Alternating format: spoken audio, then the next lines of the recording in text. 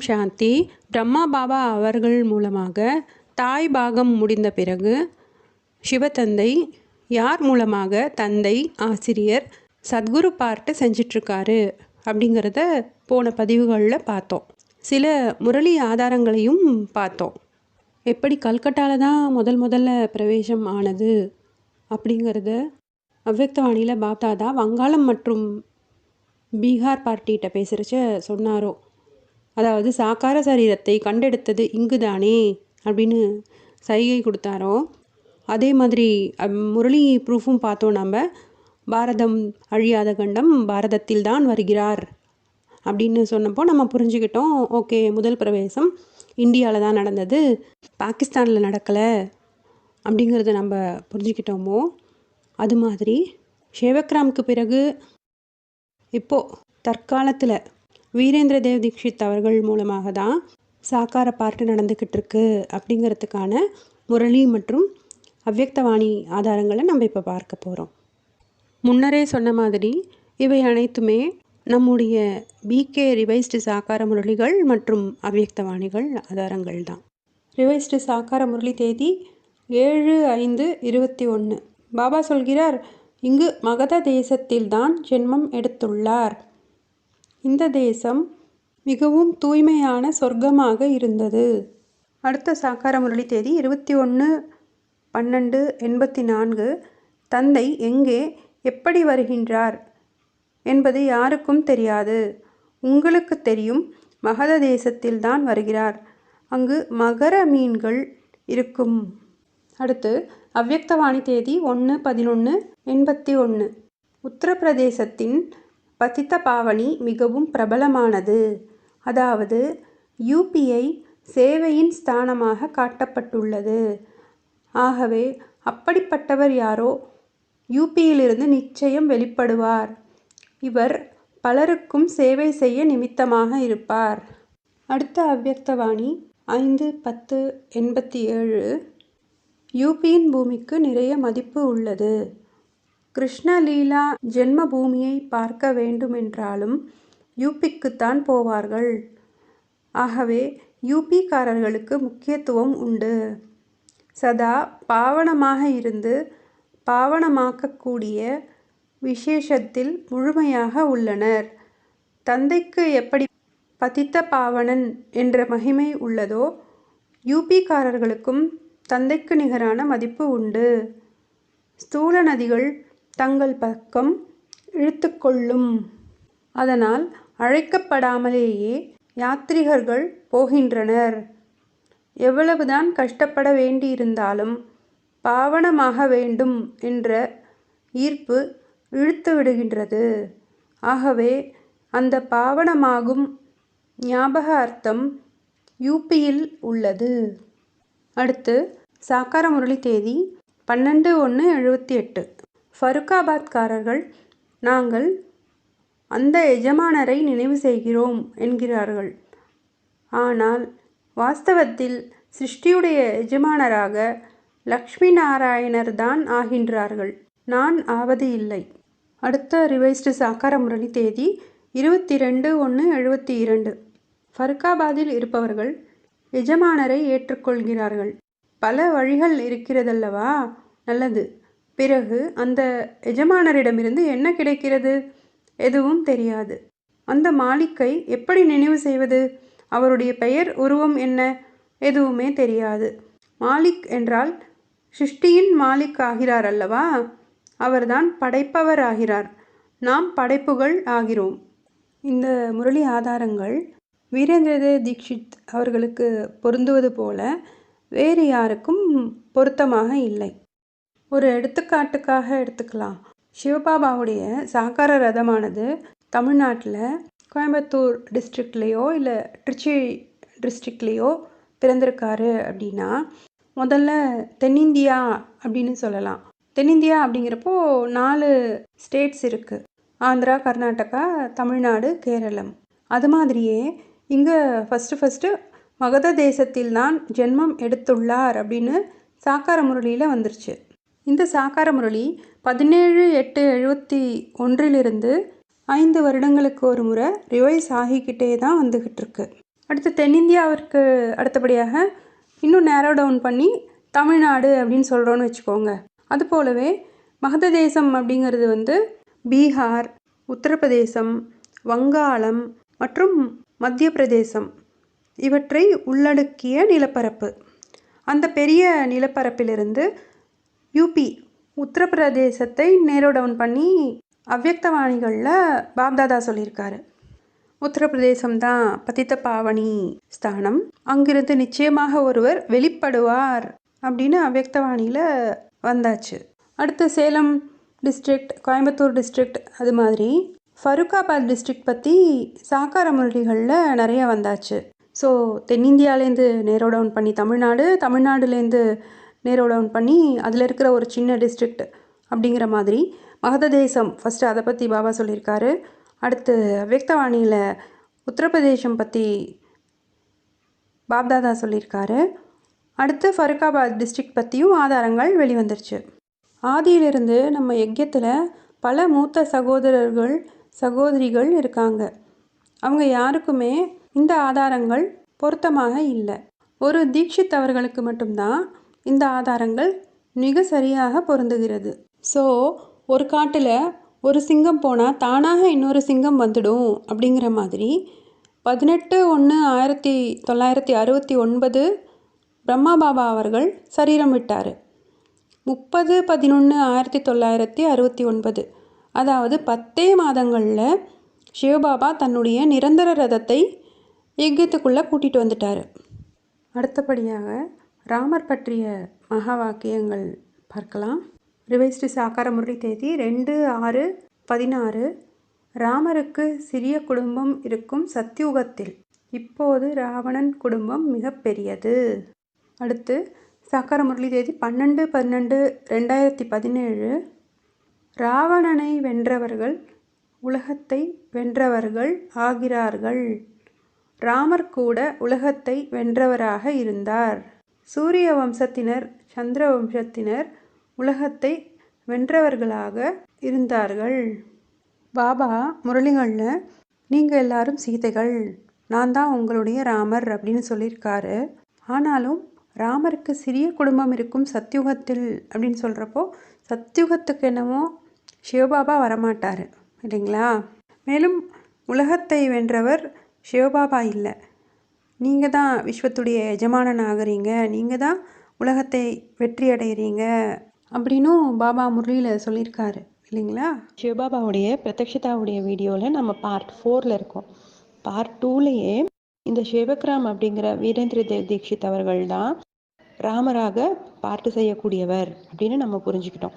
அதாவது தாதா லேக்ராஜ் அவர்கள் எப்படி வந்துட்டு சங்கம யுகத்தில் பிரம்மாவாகவும் சத்யுகத்தில் கிருஷ்ணராகவும் ஆறாரோ, அது மாதிரி வீரேந்திர தேவ் தீக்ஷித் அவர்கள் தான் சங்கம யுகத்தில் சங்கரராகவும் திரேதாயுகத்தில் ராமராகவும் ஆறாரு.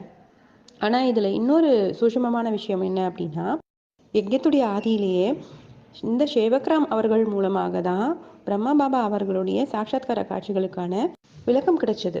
அப்போது சிவபாபா சேவக்ராம் அவர்கள் மூலமாக தான் பிரம்மா பாபாவிற்கு ஞான விதை போடுறாரு, ஞான ஜென்மம் கொடுக்குறாரு. ஸோ சங்கம யுகத்தில் ஷூட்டிங் பீரியடில் பிரம்மா பாபாவிற்கு ஜென்மம் கொடுத்த தந்தையாக சிவக்ராம் ஆகிறாரு. அப்படிங்கிறப்போ சத்யுகத்திலையும் சாக்காரத்தில் ஜென்மம் கொடுக்கக்கூடிய தந்தையாக சிவக்ராம் அவர்கள் தான் ஆறாரு. அப்போது இந்த முரளி இப்போ என்ன சொல்லப்பட்டிருக்கு, ராமருக்கு சிறிய குடும்பம் இருக்கும் சத்யுகத்தில் அப்படின்னு சொல்லப்பட்டிருக்கு. அப்போது முதல்ல சத்யுகத்தை தொடங்கி வைக்கக்கூடியது வந்துட்டு பிரம்மா சரஸ்வதி ஆத்மாக்களுடைய தாய் தந்தையாகிய இந்த ராமர் சீதை ஆத்மாக்கள், அதாவது வீரேந்திர தேவ் தீக்ஷித் அவர்களும் வேதாந்தி பெகனும் தான் சத்யுகத்தை தொடங்கி வைக்கிறாங்க. அதனால தான் சொல்லப்பட்டிருக்கு ராமருக்கு சிறிய குடும்பம் இருக்கும் சத்யுகத்தில் அப்படின்னு சொல்லிட்டு. ஸோ ராமர் அப்படியே பார்ட்டு திரேதாயுகத்தில் தான் ஆரம்பமாகுது அப்படிங்கிறது கிடையாது. சத்யுகத்தில் முதல்ல வரதே வந்துட்டு இவங்க தான். ஆனால் இவங்க வந்தப்போ ஒரு சிறிய கூட்டு குடும்பமாக தான் வந்துட்டு அந்த பரிவாரத்தை பாலனை செஞ்சிட்ருக்காங்க. எப்போ பிரம்மா பாபா அவர்களுக்கு 18 வயதாகி முடிசூட்டப்படுகிறதோ அப்போ தான் வந்துட்டு முழுமையான சொர்க்கம் மற்றும் ராஜாங்கம் ஸ்தாபனை ஆகுது. அதற்கு பிறகு தான் வந்துட்டு 111 அப்படின்னு அந்த சொர்க்கத்துடைய தேதியானது ஆரம்பமாகுது. ஸோ இப்போ நம்மளுக்கு நல்லா புரியுது, ராமருக்கு சிறிய குடும்பம் இருக்கும் சத்யுகத்தில் அப்படின்னு சொல்கிறது வந்துட்டு இந்த வீரேந்திர தேவ தீட்சித ஆத்மா அவர்களுக்கான பொருத்தமான மகா வாக்கியம் தான் அப்படிங்கிறது. அடுத்தபடியாக சங்கர் பற்றிய முரளி மகா வாக்கியங்களை பார்க்கலாம். சாக்கார முரளி தேதி 24/4/66. பாபா புரிய வைக்கிறார், சிவனுக்கு அடுத்தது சங்கரர். ஏனெனில் பாபாவிற்கு இவரின் மீதும் வந்து சேவை செய்ய வேண்டி உள்ளது. सबसे people next to Baba ने समझाएं, next to Shiva, पीछे है शंकर. क्योंकि बाबा को तो आकर के संस्कार किया उसी रूप से. அடுத்தபடியாக அவ்யக்தவாணி 1/1/1979. பிரம்மாவிற்கு இந்த சங்கல்பம் ஏன் எழுந்தது? இந்த ரகசியத்தை அறிவீர்களா? பிரம்மாவின் சங்கல்பத்தால் உலகம் உருவாக்கப்பட்டது. மேலும் பிரம்மாவின் சங்கல்பத்தாலேயே கதவு திறக்கும். இப்பொழுது யார் சங்கராக இருக்கிறார்? இதிலும் ஆழ்ந்த ரகசியம் உள்ளது. பிரம்மாவே விஷ்ணுவாக இருக்கும் போது சங்கர் யார்? இதை பற்றியும் ஆன்மீக உரையாடல் செய்யுங்கள். அடுத்த ரிவைஸ்டு சாக்கார முரளி தேதி 10/5/22. குமாரக்கா சொல், பாபாவிற்கு எத்தனை குழந்தைகள் இருக்கிறார்கள்? சிலர் கூறுகின்றனர் 600 மில்லியன். ஒரு பிரம்மா. நீங்கள் திருமூர்த்தி என்று கூறுகிறீர்கள். ஆனால் தொழில் வெவ்வேறானது அல்லவா? பின்னர் விஷ்ணுவின் நாபியிலிருந்து பிரம்மா வெளிவருகின்றார் மற்றும் பிரம்மாவின் நாபியிலிருந்து விஷ்ணு வெளிவருகின்றார் என்றால் இருவரும் ஒன்றே என ஆகிவிட்டனர். மீதி இருப்பவர் சங்கர். ரைட்டியஸ் குழந்தைகள் 2 ஆகிறார்கள். இது அனைத்தும் ஞானம் பற்றிய விஷயம். அடுத்த ரிவைஸ்டு சாக்கார முரளி தேதி 12/6/2018. பிரம்மா விஷ்ணு சங்கரும் சரீரம் உடையவர்கள். அடுத்த ரிவைஸ்டு சாக்கார முரளி 20/12/1973. உங்களுடைய மார்ஷல் சங்கர் தான். அவருடைய காரியம் அழிவை செய்வது. சங்கரர் சிவபாபாவின் குழந்தை. நம்ம முன்ன டிஸ்கஸ் பண்ண மாதிரி தந்தையுடைய பார்ட்டு ரொம்ப சூக்ஷ்மமானது அப்படிங்கிறதுனால சிவபாபாவும் ரொம்ப நுணுக்கமான சைகைகள் கொடுத்துருக்காரு. இவரிலும் சென்று எனக்கு சேவை செய்ய வேண்டி உள்ளது. இதை பற்றி ஆழ்ந்த ஆன்மீக சிந்தனை செய்யுங்க. இது மாதிரி அழகான சைகைகள் பாபா முரளியில் கொடுத்துருக்காரு. அவ்யக்தவாணியில் பாப்தாதா கொடுத்துருக்காங்க. அடுத்து சில அவ்யக்தவாணி ஆதாரங்களை பார்க்கலாம். எல்லா அவ்யக்தவாணிகள்லையுமே ரொம்ப ஹைலைட்டான அவ்யக்தவாணி 15/11/2016 இன்று பாபாவுடன் சந்தித்தீர்கள், ஆனால் டெல்லியில் சந்தித்தீர்கள். மேலும் டெல்லியை சார்ந்தவர்கள் பகவான் நமக்காக வந்துள்ளார் என தங்களின் பெரிய பாக்கியமாக இதனை எண்ணுகிறீர்கள். பாப்தாதாவும் எத்தனை குஷியோடு எங்கு சந்திக்க வந்துள்ளார்? டெல்லியிலா அல்லது மதுவனத்திலா? டெல்லியில் வந்துள்ளீர்கள். மதுவனில் வந்துள்ளீர்களா? மதுபனின் விஷயம் வேறு. ஆனால் இன்று டெல்லியில் வந்துள்ளீர்கள். டெல்லிக்கு வந்துவிட்டீர்கள். டெல்லியில் ராஜ்யம் செய்ய வேண்டும். ஆனால் முதலில் டெல்லியில் சேவையும் செய்ய வேண்டும். மேலும் பாபாவிடம் சந்திக்கவும் வேண்டும். அநேக பேருக்கு பாபாவிடம் சந்திப்பது மிகவும் தூரமான விஷயம். பாபாவும் வந்திருக்க முடியாது. இந்த வாணியில் என்ன சொல்லப்பட்டிருக்கு அப்படிங்கிறத புரிஞ்சுக்கிறதுக்கு முன்னால் அட்வான்ஸ் ஞானத்துடைய ஈஸ்வரிய குடும்பத்துடைய பெயர் என்ன அப்படின்னு நாம் தெரிஞ்சுக்கலாம். ஆத்தியாத்மிக் விஸ்வவித்யாலயா அப்படிங்கிறது தான் நம்ம ஈஸ்வரிய குடும்பத்துடைய பெயர். மேலும் இதனுடைய தலைமையகம் தில்லியில் இருக்குது. ஸோ பாருங்கள், அவ்யக்தவாணியில் பிரம்மா பாபா அவர்கள் தந்தையுடைய அறிமுகத்தை அவ்வளவு அழகாக ரொம்ப சூக்ஷ்மமான முறையில் கொடுத்துருக்காங்க. आज बाबा से मिले, लेकिन दिल्ली में मिले और दिल्ली वाले अपना कितना बड़ा भाग्य समझते हैं कि भगवान हमारे लिए दिल्ली में आए। पहले दिल्ली में इतना मेला कभी लगा नहीं जैसे अभी। बाबा और बच्चे कहाँ मिल रहे, पता है ना? कहाँ मिल रहे हो? बाप दादा भी कितने खुशी से कहाँ मिलने आए हैं। बाबा मधुबन में मिलने आए हैं सब। मधुबन, हाँ, दिल्ली में नहीं, मधुबन में मिलने आए हैं। हाँ, दिल्ली में मधुबन में बाबा कितने भरपूर हो गए। इस दिन को कितना समय याद किया, कब वो तारीख आएंगी जो बाप और बेटों की मिलन होता है। सब वो दिन याद करते थे, कब आएगा, आज आ गया।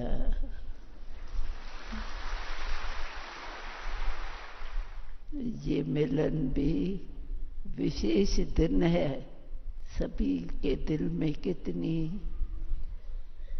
खुशी हो रही है कि हम कहाँ आए हैं। दिल्ली में आए हैं, मधुबन में आए हैं। मधुबन में तो फिर और बात है, लेकिन आज दिल्ली में आए। தந்தையை சந்திக்கிறதுக்காக டெல்லிக்கு வந்திருக்கீங்க. மதுபன் விஷயம் வேறு. இன்று நீங்கள் டெல்லியில் சந்திக்கிறீங்க. டெல்லியில் சேவை செய்ய வேண்டும், மேலும் பாபாவிடம் சந்திக்க வேண்டும். அநேக பேருக்கு பாபாவிடம் சந்திப்பது மிகவும் தூரமான விஷயம். எவ்வளவு சூக்ஷ்மமான சைகை கொடுத்துருக்காங்க பாருங்க. அடுத்த அவ்யக்தவாணி தேதி 30/6/74. பிராமண குழந்தைகளுக்கு கொடுத்த தந்தையின் வாக்குறுதியான கூடவே செல்வேன், கூடவே இறப்பேன் மற்றும் கூடவே வாழ்வேன், அதாவது பார்ட்டை முடித்துக்கொள்வேன் என்பதை இடையிலேயே விட்டுவிட முடியுமா?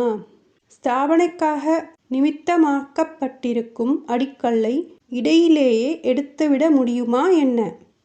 நம்மை பொறுத்த வரைக்கும் இப்பொழுது சிவபாபாவை சந்திப்பதற்கு நமக்கு சாக்கார மீடியம் இல்லை அப்படின்னு நினச்சிட்ருக்கோம். ஆனால் அவ்யக்தவாணியில் பிரம்மபாபா அவர்களே சொல்லியிருக்காரு, கூடவே வாழ்ந்து கூடவே தன்னுடைய சாக்கார பார்ட்டை முடிச்சுக்குவார். அப்போது அப்படி ஒரு பார்ட்டுதாரி யஜ்யத்துடைய ஆதி மத்தியம் இறுதி வரைக்கும் இருப்பார் அப்படிங்கிறது இந்த வாணி மூலமாக நிரூபணமாகிறது. இந்த ராமாத்மா அவர்கள்தான் ஆதியில் சேவக்ராமாக இருந்தார். அது ஞான விதை போட்ட தந்தை பார்ட்டு. அடுத்து நடுவில் இப்போது சங்கரராக பார்ட்டு பண்ணிகிட்ருக்காரு, அது டீச்சர் பார்ட்டு. கடைசீட்டில் வண்ணானாக நம்மை தூய்மை செய்து படகோட்டியாக அக்கறைக்கு கொண்டு சேர்க்கும் சத்குரு பார்ட்டும் சங்கர் மூலமாக தான், இந்த ராம ஆத்மா மூலமாக தான் நடக்கும். இப்போது சங்கமயுக பிராமணர்கள் என்ன கேட்குறாங்க, எப்படி யஜ்யத்துடைய ஆதியில் சிவபாபா வந்த உடனேயே பிரம்மா பாபா அவர்களுடைய பாட்டு தெளிவுபடுத்தப்பட்டதோ, இவர் தான் சங்கமயுகத்தில் பிரம்மா, சத்தியுகத்தில் கிருஷ்ணர் அப்படின்னு, அதுபோல் சங்கரருடைய பாட்டு ஏன் வெளிப்படுத்தப்படலை, ஏன் நமக்கு புரிய வைக்கப்படலை அப்படின்னு கேட்குறாங்க. அதற்கான பதிலையும் சிவபாபா முரளியில் கொடுத்துருக்காரு. யார் பிராமணனிலிருந்து தேவதை ஆகக்கூடியவர்களோ அவர்களுக்கு சைகையே போதுமானது அப்படின்னு சொல்லியிருக்காரு. சிவபாபாவுடைய பிரத்யக்ஷதா பற்றிய இந்த வீடியோக்களில் ஃபஸ்ட்டு பார்ட்லேயே நம்ம பார்த்தோம், யார் தந்தையையும் சிருஷ்டியுடைய ஆதி மத்தியம் அந்தத்தையும் புரிந்து கொள்ளவில்லையோ அவர்கள் நாஸ்திகர்கள் அப்படின்னு. தந்தையை புரிந்து கொள்வது தான் மிகப்பெரிய பரீட்சை அப்படின்னு பாபா சொல்றாரு. அந்த நிச்சய புத்தியின் ஆதாரத்துல தான் பாபா மாலையின் மணிகளையும் கோர்க்கிறாரு. சிவபாபா முரளியில நமக்கு கொடுத்திருக்கிற லட்சியம் நரனிலிருந்து நாராயணன், நாரியிலிருந்து லக்ஷ்மி. அதாவது இந்த மனித சரீரத்தில் இருந்தே தேவனாக மாறுவது இல்லைங்களா? அப்படி யார் ஆக போறாங்க? நம்ம சீனியர்ஸ் எல்லாருமே சரீரம் விட்டுட்டு இருக்காங்க. சிவபாபா கையில நேரடியாக ஆசி வாங்கக்கூடியவங்க தான் அப்படி மனிதனிலிருந்து தேவதை ஆக முடியும், முதல் படிக்கட்டுக்கு போக முடியும் அப்படின்னு சொல்லப்படுறாங்க. ஆனால் பிரம்மபாபா காலத்தில் சரண்டர் ஹேண்ட்ஸ் எவ்வளோ பேர் இருந்தாங்க? வெறும் 300-400 பேர். பிரம்மபாபா மூலமாக சிவனை பார்த்தவங்க எவ்வளோ பேர் இருப்பாங்க? சில 1000 பேர். அப்போது முதல் படிக்கட்டுக்கு வரக்கூடிய 9 லட்சம் எப்படி ரெடி ஆவாங்க? சிவபாபா கையில் ஆஸ்தி வாங்கணும் இல்லைங்களா? சிவபாபாவும் நமக்கு வாக்குறுதி கொடுத்துருக்காரு, கூடவே இருப்பேன், கூடவே சாப்பிடுவேன், கன்னிமை மேலே வச்சு கூட்டிகிட்டு போவேன் அப்படின்னு சொல்லியிருக்காரு. விநாசம் முடிந்து சொர்க்கஸ்தாபனை செய்துவிட்டு தான் சிவபாபா மேலே போகிறாரு, பரந்தாமத்துக்கு போவேன் அப்படின்னு பல முரளி ஆதாரங்கள் நம்மக்கிட்ட இருக்குது. மேலும் குல்சாதாதி மூலமாக நம்மை சந்தித்தது பிரம்மா பாபா தான் அப்படிங்கிறது நமக்கு நன்றாக தெரியும். மேலும் சிவபாபாவுடைய பிரத்யக்ஷதா வீடியோடைய பார்ட் 1லேயே பிரம்மா பாபா அவர்கள் 1969 வருடம் ஜனவரி மாதம் இறந்தவுடன் அதே வருடம் நவம்பர் 30வது தேதி இந்த சேவக்ராமுடைய ஆத்மா, ராமருடைய ஆத்மா யஜ்யத்துக்குள்ள வந்துட்டாரு அப்படிங்கிறதையும் நம்ம தெரிஞ்சுக்கிட்டோம். அன்புக்கு தாய், அறிவுக்கு தந்தை அப்படின்னு உலகியல் கல்வியில கூட சொல்லுவாங்க. பிரம்மா பாபா அவர்கள் மூலமாக நமக்கு நிறைய அன்பு அனுபவமானது. நம்ம சூத்ரனிலிருந்து பிராமணன் ஆனோம். ஆனா இன்னும் யாருமே பிராமணனிலிருந்து தேவதை ஆகல. யாருமே மனிதனிலிருந்து தேவதை ஆகல. சூத்ரனிலிருந்து பிராமணன் ஆகிறது அப்படிங்கிறது அடிப்படை கல்வி, பேசிக் நாலேஜ். அப்போ பிராமணனிலிருந்து தேவதை ஆகிறதுக்காக நம்ம அடுத்த உயர்நிலை கல்வி படிக்கணும் இல்லைங்களா? அதுதான் அட்வான்ஸ் ஞானம் அப்படிங்கிற ஆத்தியாத்மிக் விஸ்வ வித்யாலயா மூலமாக நாம படிக்க போற உயர்நிலை கல்வி. பாபா முரளிகளில் சொல்லியிருக்காரு, எப்பொழுது உங்கள் ஆத்மாவில் பேசிக் துரு விலகுகிறதோ அப்பொழுது நீங்கள் டைரக்டாக தந்தையிடம் படிப்பீர்கள். அப்போ எந்த குழந்தைகள் சூத்ரனிலிருந்து சம்பூர்ண பிராமணர்களாக ஆயிட்டாங்களோ அவங்க உயர்நிலை படிப்பு படிக்கிறதுக்காக வகுப்பு மாற்றம் அடைவாங்க. உங்களுடைய வகுப்பு டிரான்ஸ்ஃபர் ஆகும் அப்படிங்கிறத பற்றி பாபா முரளியில் சொல்லியிருப்பார் இல்லையா? அந்த ஆதாரங்களை நம்ம இப்போ பார்க்கலாம். ரிவைஸ்டு சாக்கார முரளி தேதி 26/6/1998. கல்ப கல்பமாக படிக்கிறோம் என்று குழந்தைகளுக்கு தெரியும். புருஷார்த்தத்தின் அடிப்படையில் டிரான்ஸ்ஃபர் ஆகும். எப்படி பள்ளியில் டிரான்ஸ்ஃபர் ஆகிறார்கள் அல்லவா? அடுத்த மகா வாக்கியம் ரிவைஸ்டு சாக்கார முரளி தேதி 1/10/2012. சிலர் கிரகஸ்தியாக இருந்து கொண்டு மற்றொரு கோர்ஸ் எடுக்கிறார்கள். அடுத்த சாக்கார முரளி ரிவைஸ்டு தேதி 2/4/2022. யாரோ ஒரு சிலர் தான் கஷ்டப்பட்டு 2ஆம் முறை மீண்டும் கோர்ஸ் எடுப்பார்கள். அடுத்த சாக்கார முரளி தேதி 8/9/21. பள்ளியில் கூட இன்னார் இவ்வளவு மார்க் வாங்கி பாஸ் ஆகின்றார்கள் என்பது தெரிய வருகிறது அல்லவா? பாஸ் ஆன பிறகு அடுத்த வகுப்பு செல்கிறார்கள். இது மிகப்பெரிய வகுப்பு. சென்டர்கள் தினம் தினம் அதிகமாகிக் கொண்டே இருக்கும். இந்த முரளி ஆதாரங்கள் மூலமாக நமக்கு என்ன புரிய வருகிறது? சிவத்தந்தையுடைய அன்பு நிறைந்த தாய் பார்ட்டு பிரம்மா பாபா மூலமாக நடந்தது. அதன் மூலமாக நம்ம சூத்ரனிலிருந்து பிராமணன் ஆகிட்டோம். இப்போ சிவத்தந்தையுடைய அறிவு நிறைந்த தந்தை பாகம் ஒரு சாக்கார சரீரத்துல நடந்துட்டு இருக்கு. அங்க உங்களுக்கு வகுப்பு டிரான்ஸ்ஃபர் ஆகும் அப்படின்னு சிவத்தந்தை ஏற்கனவே பல சாக்கார முரளிகள்ல நமக்கு சைகை கொடுத்துட்டாங்க. ஏற்கனவே பார்த்தோம் அன்புக்கு தாய், அறிவுக்கு தந்தை அப்படின்னு. தாய்கிட்ட இருந்து நமக்கு அன்பு நிறைய கிடைக்கும், ஒழுக்கம் கிடைக்கும். அது போலவே சங்கம யுகத்துல நம்ம பிரம்மா பாபாங்கிற தாய் மூலமாக சிவத்தந்தையிடமிருந்து ஸ்ரீமத் அப்படிங்கிற ஒழுக்கத்தை எடுத்துக்கிட்டு பிராமணன் ஆகிட்டோம். அதே போல அறிவுக்கு தந்தை என்பது போல தந்தை கிட்ட போனாதான் நம்ம லட்சியத்தை அடையக்கூடிய வழி கிடைக்கும். லௌகிகத்திலையும் கூட தந்தை தான் நம்ம என்ன படிப்பு படிச்சா நம்மளுக்கு என்ன மாதிரியான வேலை கிடைக்கும் அப்படின்னு வழிகாட்டுவாங்க. அது போல இந்த ஆன்மீக வாழ்க்கையிலையும் சிவத்தந்தை சாக்கார சரீரத்தின் மூலமாக தந்தை பார்ட்டு செஞ்சிட்டு இருக்காரு. அப்படிங்கிறப்போ அவர் மூலமாக தான் நம்ம மனிதனிலிருந்து தேவனாகக்கூடிய லட்சியத்தை அடையக்கூடிய ஞானத்தை சிவத்தந்தை மூலமாக அடைய முடியும் அப்படிங்கிறது நமக்கு புரிய வந்துருச்சு இல்லைங்களா? சாக்கார முரளிகள் நிறைய பேர் கையில் இல்லாமல் போகலாம். ஆனால் நம்ம வெப்சைட்டில் இருக்குது, எப்போ வேணால் டவுன்லோட் பண்ணி பார்த்துக்கலாம். ஆனால் அவ்யக்தவாணிகள் தமிழில் கூட பிரிண்ட் செய்யப்பட்டு புத்தகமாக வெளியிடப்பட்டிருக்கு. எல்லார் கைகள்லையும் இருக்குது. இப்போது கொஞ்சம் அவ்யக்தவாணி ஆதாரங்களை பார்க்கலாம். பாருங்கள், அவ்யக்தவாணியில் பிரம்மா பாபா அவர்கள் தந்தையுடைய பார்ட்டு கடைசி வரைக்கும் இருக்குது அப்படிங்கிறத எத்தனை விதமாக நமக்கு புரிய வைக்க முற்பட்டிருக்காரு. அடுத்த அவ்யக்தவாணி தேதி 18/1/82. ஆரம்பத்தில் சாக்காரத்தின் லீலைகளை எவ்வாறு பார்த்தீர்களோ அதேபோல் கடைசியிலும் ஆகும். அப்பொழுது சாக்கார ரூபத்தில் வந்திருக்கும் குழந்தைகள் தந்தையை காண்பார்கள், கண்டிப்பாக அனுபவமும் செய்வார்கள். இந்த வாணியை இன்னும் உறுதி செய்வது போல அடுத்த ஒரு முரளி மகா வாக்கியம். சாக்கார முரளி ரிவைஸ்டு தேதி 8/7/74. தந்தை இருக்கின்றார் என்றால் தந்தையை சந்திக்க வேண்டும் அல்லவா? தந்தை என்று கூறிக்கொண்டு எப்பொழுதுமே சந்தித்ததில்லை என்றால் எப்படி தந்தையாக முடியும்? அகில உலகிலுள்ள அனைத்து ஆத்மாக்களையும் சந்திக்கிறார். அனைத்து குழந்தைகளின் நம்பிக்கையையும் விருப்பங்களையும் பூர்த்தி செய்கின்றார். அடுத்த அவ்யக்தவாணி தேதி 16/1/75. பயப்படாதீர்கள்.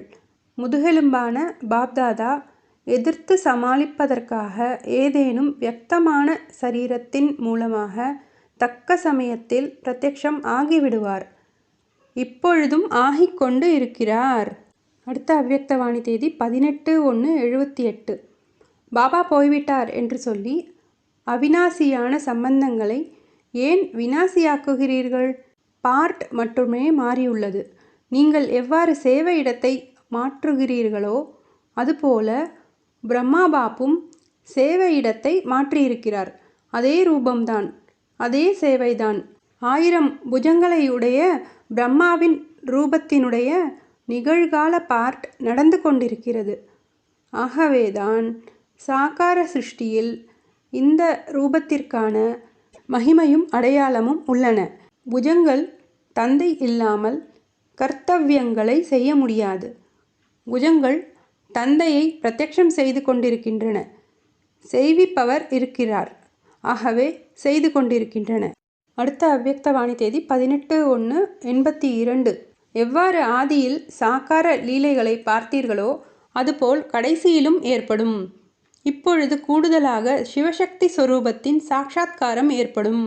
இருந்தாலும் சாக்கார பிதா பிரம்மாதானே. ஆகையினால் சாக்கார ரூபத்தில் வந்திருக்கும் குழந்தைகள் தந்தையை காண்பார்கள். மேலும் நிச்சயமாக அனுபவமும் செய்வார்கள். அடுத்த அவ்யக்தவாணி தேதி 6/1/1983.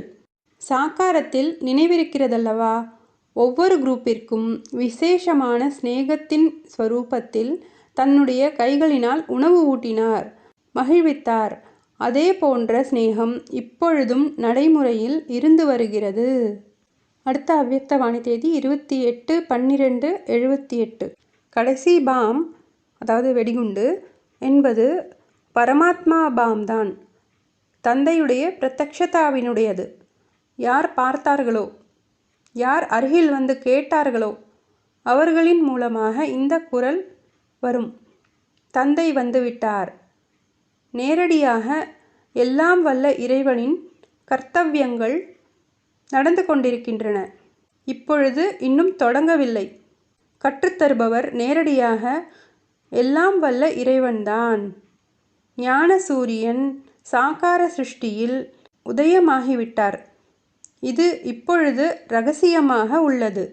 இந்த கடைசி பாம் மூலமாக ஒவ்வொரு பிராமணரின் மத்தியிலும் தந்தை பிரத்யக்ஷமாவார்.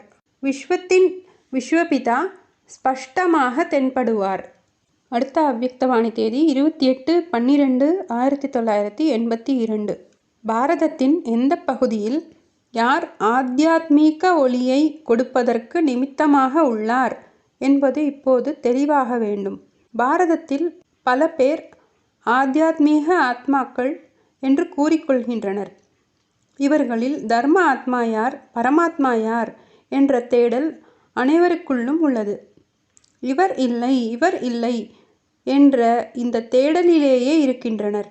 இவர்தான் என்ற முடிவிற்கு இன்னும் வர முடியாமல் இருக்கின்றனர். அடுத்த அவ்யக்தவாணி தேதி 6/9/75. தந்தை நேரில் வருகின்றார். ஆனால் குழந்தைகளோ பிரக்ஞையற்ற நிலையில் இருப்பதால் பார்த்தும் பார்க்காதது போலவும் கேட்டாலும் கேட்காதது போலவும் இருக்கும். இது போன்ற விளையாட்டை இப்பொழுது ஆட வேண்டாம். அடுத்த அவ்யக்தவாணி தேதி 31/10/75. இந்த வருடம் ஏதோ புதிய விஷயம் கண்டிப்பாக நடக்க வேண்டும். 1976இல் இதனுடைய திட்டம் வகுக்கப்பட்டது. ஆனால் நிமித்தமாக ஆவது அவசியமாகிறது. ஆனால் நாடகப்படிதான் நடக்கப் போகிறது. ஆனாலும் யார் நிமித்தமாக ஆகிறாரோ அவருக்கு பிராமண குலம் முழுவதிலிருந்தும் பெயர் கிடைக்கும். இதுவும் பரிசுதான். இந்த கடைசி அவ்யக்தவாணியுடைய டேட்டு 31/10/75. பிரம்மபாபா அவர்கள் சொல்லியிருக்காங்க, இந்த வருஷம் ஏதோ புதிய விஷயம் கண்டிப்பாக நடக்கணும். 76க்காக இப்போது நம்ம திட்டம் போட்டிருக்கோம். இதற்கு நிமித்தமாகக்கூடிய ஒருத்தர் இருக்கார். அவருக்கு பரிசு கிடைக்கும், பெயர் கிடைக்கும். இது எதை பற்றிய சைகை அப்படின்னா, 1976வது வருஷத்தை அவ்யக்தவாணியில் பிரம்மபாபா அவர்கள் பிரத்யக்ஷதா வருடமாக அறிவித்தார். அதை பற்றிய சைகை தான் இது. 1976 சிவத்தந்தை ராமருடைய ஆத்மா மூலமாக தன்னுடைய தந்தை பார்ட்டை தொடங்கினார். அட்வான்ஸ் ஞானத்தில் இருக்கிற விதைரூப ஆத்மாக்கள் ராமருடைய ஆத்மா மூலமாக தந்தை பார்ட்டு நடப்பதை வெளிப்படுத்தினாங்க. அதனுடைய சைகை தான் இது. சங்கம யுகம் 100 வருடங்கள். இந்த 100 வருடமும் சிவத்தந்தை இந்த பூமியில தான் இருப்பார்.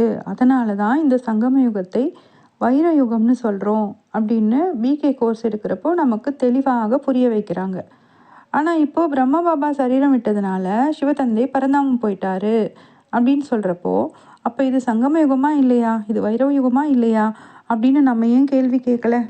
சிவத்தந்தை பரந்தாமம் போயிட்டாரு, இனிமேல் குழந்தைகள் நாமே சொர்க்கத்தை ஸ்தாபனை செய்து கொள்ளலாம் அப்படின்னு எந்த முறையிலையும் சொல்லப்படலையே. இது வரைக்கும் பார்த்த அவ்யக்தவாணிகளில் பிரம்மா பாபா அவர்கள் சொல்லியிருக்காரு, பாபா சாக்காரத்தில் இருக்காரு, ஆனால் நீங்கள் கன்ஃபார்ம் பண்ணிக்க மாட்டேங்கிறீங்க, தேடிக்கிட்டே இருக்கீங்க அப்படின்னு சொல்லியிருக்காரு. பிறகு பயப்படாதீங்க, கரெக்டான நேரத்தில் முதுகெலும்பான பாப்தாதா வெளிப்பட்டுடுவார். ஆதியில் பார்த்த சாக்கார லீலைகளை நீங்கள் மறுபடியும் கூட பார்ப்பீங்க. ஒவ்வொரு குழந்தைகளையும் நேரில் சந்தித்து அனைவரையும் திருப்திப்படுத்துவார் அப்படின்லாம் நிறைய சைகைகள் கொடுத்துருக்காரு. ஃபஸ்ட்டு வாணியை பாருங்கள், அவ்யக்த வாணி. ஆரம்பத்தில் எவ்வாறு சாக்கார லீலைகளை பார்த்தீர்களோ அதுபோல் கடைசியிலும் ஆகும். ஸோ சாக்காரத்தின் மூலமாக பிரம்மா பாபா கிருஷ்ணராக காட்சி கொடுத்து என்ன மாதிரியான லீலைகள் செய்தாரோ அது மாதிரி லீலைகள் கடைசியிலும் கிடைக்கும், ஒரு சாக்காரத்தின் மூலமாக கிடைக்கும் அப்படின்னு சொல்லப்பட்டிருக்கு. மேலும் குல்தாராதி சரீரத்தில் இருந்துட்டு பிரம்மா பாபா அவர்கள் சொல்கிறாரு, பயப்படாதீர்கள், முதுகெலும்பான பாப்தாதா எதிர்த்து சமாளிப்பதற்காக ஏதேனும் வியக்தமான சரீரத்தின் மூலமாக தக்க சமயத்தில் பிரத்யட்சம் ஆகிவிடுவார். இதுவுமே கூட எதிர்காலத்தை பற்றிய விஷயம். வேற ஒரு அதாவது தாதி சரீரத்தில் இருந்துட்டே வேற ஒரு சாக்கர சரீரத்தில் பாபா பிரத்யட்சம் ஆவார் அப்படின்னு உறுதி கொடுக்குறாரு நம்மளுக்கு. இதை நல்லா ஆழமாக புரிஞ்சுக்கோங்க. இதை விட ஹைலைட்டான விஷயம், பாபா போய்விட்டார் என்று சொல்லி அவினாசியான சம்பந்தங்களை ஏன் வினாசி ஆக்குகிறீர்கள்? பாபாவிற்கும் சிவபாபாவிற்கும் குழந்தைகளுக்கும் நடுவில் இருக்கிற சம்பந்தம் அழியாத சம்பந்தம், அதையே நீங்கள் வினாசி ஆக்குகிறீர்கள் அப்படின்னு கேட்குறாரு. 75ஆம் வருடத்துல தான் இன்னும் நிறைய ஸ்பஷ்டமாக சொல்லியிருக்காரு பாருங்க. பாரதத்தில் பல பேர் ஆத்தியாத்மிக ஆத்மாக்கள் இருக்காங்க, இவர்களில் தர்மாத்மா யார் பரமாத்மா யார் அப்படிங்கிற தேடல்லையே எல்லாருமே இருக்காங்க. இவர் இல்லை என்ற தேடலிலேயே இருக்கின்றனர். இவர்தான் என்ற முடிவிற்கு இன்னும் வர முடியாமல் இருக்கின்றனர். இது 82வது வருட அவ்யக்தவாணி. 75வது வருட வாணி பற்றி சொன்னேன், அதுதான் அவ்யக்தவாணி. தந்தை நேரில் வருகின்றார், குழந்தைகள் பிரக்ஞாற்ற நிலையில் பார்த்தும் பார்க்காதது போலும் கேட்டும் கேட்காதது போலும் இருக்கீங்க அப்படின்னு சொல்லப்பட்டிருக்கு. ஸோ 75வது வருடம் இப்படி சொல்லியிருக்காரு. 76வது வருடம் ஒரு சாக்கார சரீரத்தின் மூலமாக, ராமருடைய ஆத்மாவுடைய சரீரத்தின் மூலமாக சிவத்தந்தை சங்கர் பார்ட் அப்படிங்கிற ரூபத்தில் வெளிப்பட்டுறாரு. பிரம்மா பாபா அவர்கள் மூலமாக சிவத்தந்தை செய்தது தாய் பார்ட்டு. பிரம் அப்படின்னா மிகப்பெரிய அப்படின்னும், மா அப்படிங்கிறப்போ தாய் அப்படிங்கிறதும் அர்த்தமாகிறது. தாதா லேக்ராஜ் பிரம்மா அவர்கள் உலகத்திற்கே தாயாகிறாங்க. இந்த அகில உலகமாகிய பிரம்மாண்டத்துடைய தாயாகிறாங்க. சங்கமயுக பிராமண குழந்தைகள் எல்லாருக்குமே தெரியும், பிரம்மா அப்படிங்கிற பார்ட்டில் 2 ஆத்மாக்கள் இருக்காங்க. ஒன்று தாதா லேக்ராஜ் அவர்களுடைய ஆத்மா, மற்றொன்று சிவத்தந்தையுடைய ஆத்மா. அதே மாதிரி சங்கர் அப்படிங்கிற அந்த பார்ட்டுதாரியுடைய சரீரத்தில் 3 ஆத்மாக்கள் இருக்காங்க. சங்கருடைய புருவ மத்தியில் இருக்கிற நெற்றிக்கண்ணாக சிவத்தந்தை அவர்களுடைய ஆத்மாவும், சங்கருடைய ஒரு புறம் நெற்றியில் இருக்கிற சந்திரனாக, பிறை சந்திரனாக பிரம்மா பாபா அவர்களுடைய ஆத்மாவும் இருக்காங்க. நம்ம ஏற்கனவே பார்த்தோம், பிரம்மா பாபா அவர்களை சிவத்தந்தை ஞானச்சந்திரன் அப்படின்னு சொல்லியிருக்காரு அப்படின்னு சொல்லிட்டு. பிரம்மா பாபா அவர்கள் தன்னுடைய சூக்ஷ்ம சரீரத்தோட அட்வான்ஸ் ஞானத்தில் இருக்கிற விதைரூப ஆத்மாக்களில் பிரவேசம் செய்து படிக்கிறாரு, சேவை செய்கிறாரு அப்படின்னு பார்த்தோம். தனக்கு ஜென்மம் தரப்போகிற ராமருடைய ஆத்மா சரீரத்தில் இருந்து தான் அவர் இந்த காரியங்களெல்லாம் நிறைவேற்றிக்கிட்டு இருக்காரு. சங்கரம் அப்படிங்கிற சமஸ்கிருத வார்த்தைக்கு அர்த்தமே மிக்சட், கலப்பு அப்படிங்கிறது தான். ஸோ சங்கர் அப்படிங்கிற அந்த வார்த்தையில் சா அப்படிங்கிறது சிவத்தந்தையுடைய ஆத்மாவையும், க அப்படிங்கிறது கிருஷ்ணருடைய ஆத்மாவையும், ர அப்படிங்கிறது ராமருடைய ஆத்மாவையும் குறிக்கிறது. சிவ ராம கிருஷ்ணருடைய கம்பைன்டு பார்ட்டு தான் சங்கர். சிவத்தந்தையை பக்தியில் தாயும் நீயே தந்தையும் நீயே அப்படின்னு சொல்கிறாங்க. அந்த தாய் தந்தை இணைந்த ரூபமாக அர்த்தநாரீஸ்வரர் ரூபத்தை காமிக்கிறாங்க. பக்தியில் அர்த்தநாரீஸ்வரர் ரூபத்திற்கு அவ்வளவு மகிமை இருக்குது. அப்போ கண்டிப்பாக சங்கம யுகத்தில் சிவத்தந்தை அப்படி தாய் பார்ட்டும் தந்தை பார்ட்டும் பண்ணியிருக்காரு அப்படிங்கிறத நம்ம ஆணித்தரமாக புரிஞ்சுக்கிட்டோம், ஏற்றுக்கிறோம். அப்படி ஏற்றுக்கிட்டதுனால தான் இப்படி ஒரு சித்திரமும் சங்கம யுகத்தின் நினைவார்த்தமாக பக்தியில் வெளிப்பட்டிருக்கு. இந்த சித்திரத்தை பார்த்தோன்னா சிவத்தந்தையுடைய தாய் பார்ட்டாக கிருஷ்ணருடைய ஆத்மாவையும் தந்தையுடைய பார்ட்டாக ராமருடைய ஆத்மா அதாவது சங்கருடைய உருவத்தையும் கம்பைண்டாக காமிச்சிருக்காங்க. ஞான சிந்தனை செய்வதற்காக 1-2 முரளி மகா வாக்கியங்களை பார்க்கலாம். சாக்கர முரளி தேதி 5/10/2018. பிரம்மா மூலம் சாரத்தை சொல்கிறார் என்றால் நிச்சயமாக புரிய வைப்பவர் வேறு யாரோ இருப்பார். இப்போது நீங்கள் நடைமுறையில் பார்க்கிறீர்கள். ஞானக்கடலான சிவபாபா நம்முன் அமர்ந்துள்ளார். அவர் நமது தந்தையும் ஆவார். பாரதத்தில்தான் வந்திருக்கிறார். மேலும் நிச்சயமாக யாரோ ஒருவரின் சரீரத்தில் வருகிறார். இது பிரம்மாவின் சரீரம். பிரஜாபிதா பிரம்மா இருப்பதும் அவசியம் ஆகும். நிச்சயமாக பிரஜாபிதா பிரம்மாவின் மூலமாக தான் பாபா வந்து பிராமண தர்மத்தை படைக்கிறார். அடுத்த முரளி ரிவைஸ்டு தேதி 2/4/2022. இது ஒரு கேள்வி பதிலாக அமைந்திருக்கு. கேள்வி: எந்த ஆழமான ரகசியம் நிறைந்த விஷயங்களை புரிந்து கொள்ள மிக நல்ல புத்தி வேண்டும்? பதில்: பிரம்மா சரஸ்வதி உண்மையில் மம்மா பாபா இல்லை. சரஸ்வதி பிரம்மாவின் மகள் ஆவார். அவரும் பிரம்மகுமாரி. பிரம்மாதான் உங்களுடைய பெரிய அம்மா, ஆனால் ஆணாக இருக்கிறார். ஆகையால் தாய் என்று ஜெகதம்பாவை கூறிவிட்டனர். இது மிகவும் ரகசியம் நிறைந்த ஆழமான விஷயம். அதுலேயே 2வது பாயிண்ட்டு, சூக்ஷ்மவதனவாசியான பிரம்மாவை பிரஜாபிதா என்று கூற முடியாது. பிரஜாபிதா இங்கே இருக்கிறார். இவர் சம்பூர்ண பவித்திரமாகும் போது சம்பூர்ண அவ்யக்த ரூபம் வெளிப்படுகிறது. அடுத்தது ஒரு அவ்யக்தவாணி தேதி 22/9/2020. மேலும் அடுத்த விஷயம் பிகே என கூறப்படுகிறது. அதில் பிரஜாபிதா என்ற வார்த்தை தேவை. ஏனெனில் பிரம்மா என்ற பெயர் கூட பலருக்கு உரியது. இந்த முரளிகளை பற்றி நாம் விசாரசாகர சிந்தனை செய்யலாம். வேறு ஒரு பதிவில் இதை பற்றி நம்ம டிஸ்கஸ் பண்ணலாம். பகவத்கீதையில் பகவான் அர்ஜுனன் அவர்கள்கிட்ட சொன்னதாக சொல்லப்பட்டிருக்கு. என்ன நீங்கள் சாதாரண கண்கள்னால் பார்த்து புரிஞ்சிக்க முடியாது. அதனால் நான் உங்களுக்கு திவ்ய கண்கள், திவ்ய பார்வை தரேன் அப்படின்னு சொல்லிட்டு திவ்ய பார்வை கொடுக்கறதாக காட்டப்பட்டிருக்கு. இங்கு சிவபாபாவுடைய சாக்கார பார்ட்டை புரிஞ்சுக்கிறதுக்காக தான் நமக்கு இந்த முரளிகளுடைய ஞானம் அப்படிங்கிற தங்க சாவியானது நம்முடைய 3வது கண்ணை திறப்பதற்காக கொடுக்கப்பட்டுள்ளது. இந்த ஆடியோ இப்போ யாரெல்லாம் கேட்டீங்களோ அவங்களுடைய மனம்புத்தி ஆத்மால இப்பொழுது சிவபாபா பிரத்யட்சமாகிட்டார். அனைவருக்கும் மனமார்ந்த நல்வாழ்த்துக்கள். ஓம் சாந்தி. அகிலம் போற்றும் பாரதம்